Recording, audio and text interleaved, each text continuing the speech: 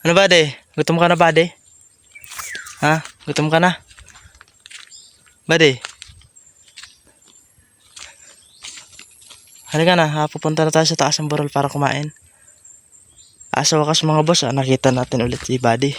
Ayan na. Ayan, tama. Papunta yan dito sa atin. Halika, Buddy. Buddy, halika.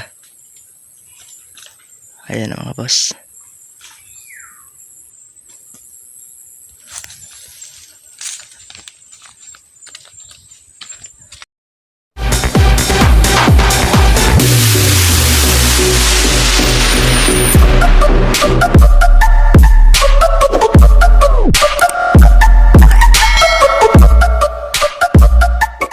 So ayan mga boss, ayan kagagaling lang natin sa beach resort na pinagtatrabahoan natin. Ayan, kalilinis ko lang. Ayan, dahil tapos na, puntahan naman natin yung kalabaw.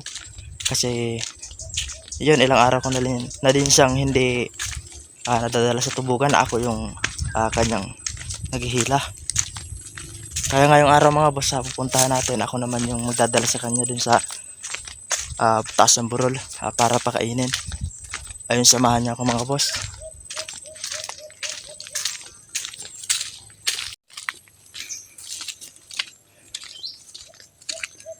Halos ilang araw na din kasi ako mga boss na hindi nakabisita doon kay Buddy. Dahil busy tayo doon sa paglilinis ng beach resort. Ayun, baguhan pa lang kasi tayo mga boss. Kaya medyo nagpapasikat pa sa boss natin.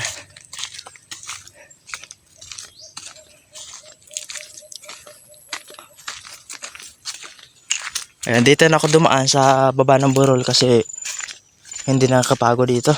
Pantay lang yung daanan. Doon kasi aakyat ka pa ng mataas na taas ng bundok para makarating sa tubugan. Dito shortcut na.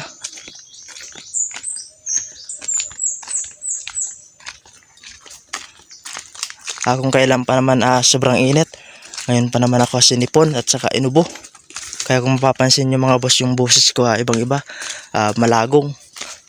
Parang lumaki yung boses ko pa. Kada salita kong parang uubo ako. Ayan. Ayan, malapit na tayo mga boss sa kalabaw. At makikita natin ulit si Buddy, yung pinaka mabait nating alaga.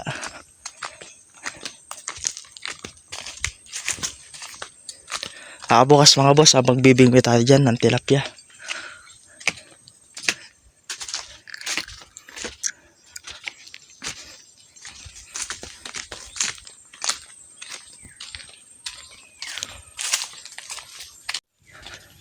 Ayan mga boss, andito na tayo. Ayan na si Buddy. Ayan na si Buddy mga boss. Ano Buddy? Gutom ka na Buddy? Ha? Gutom ka na? Buddy?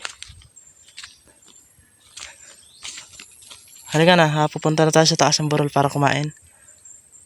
Sa wakas mga boss, nakita natin ulit si Buddy. Ayan na. Ayan, tama. Papunta yan dito sa atin. Halika. Buddy. Buddy, halika. Ayan na mga boss.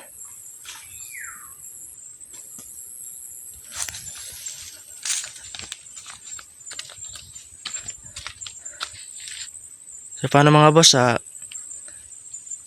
tanggalin ko lang doon pagkatali mga boss. Update ko kayo mamaya. Ayan mga boss, nakuha na natin yung kalabaw na tanggal natin sa pagkatali. Ayan na si Buddy mga boss. Oh Buddy, asan ka na Buddy? Napagod sa kalalakad mga boss. Kahit ako hiningal mga boss sa pag-akyat ng bundok dito. Kasi sobrang taas. Sinabayan pang ang dami ng tinik sa daanan.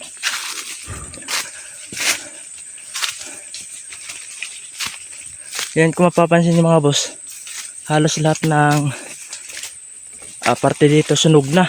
Kasi palaging sinusunog to mga boss. Kaya yung makakain ng kalabaw, naubos na. Pero ang kagandahan dito mga boss, ayan, tumutubo na ulit sila. Ayan. Balita ko, madali daw itong taba ng kalabaw. Ayan oh.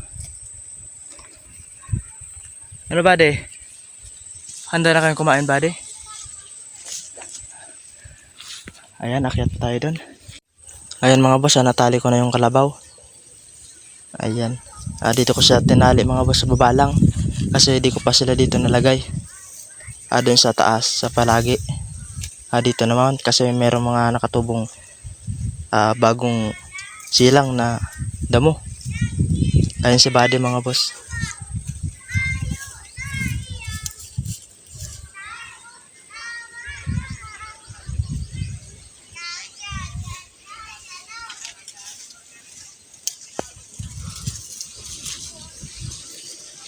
Ayun mga boss, hanggang lang dyan muna. Ayun, abangan nyo po ulit ang susunod natin vlog mga boss. Maraming salamat po sa iyong panonood. Mag-ingat po tayong lahat. At sana po gabayan tayong lagi ng Panginoong may kapal. Ayun mga boss, mag-ingat po tayong lahat lagi. Bye bye.